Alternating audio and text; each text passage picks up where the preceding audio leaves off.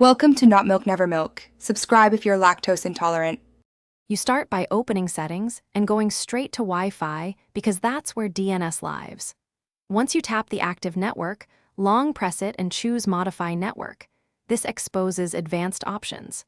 Make sure the IP settings are set to static if you need to change DNS manually, otherwise use DHCP to view current DNS. You do this now to avoid guessing. It shows the fields for DNS1 and DNS2 and prepares the phone for the next step. Now you'll either read or replace those DNS entries.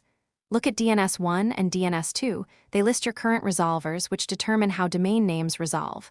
If you want a public DNS, type addresses like 8, 8, 8, 8 or 1, 1, 1, 1 into the fields. If just inspecting, leave them. Once done, save and reconnect so the router and OS apply the settings. Make sure to test by opening a website if it loads. DNS has been updated successfully. Finish by confirming DNS works. Open a browser and load a known site, or use a network app to ping a hostname.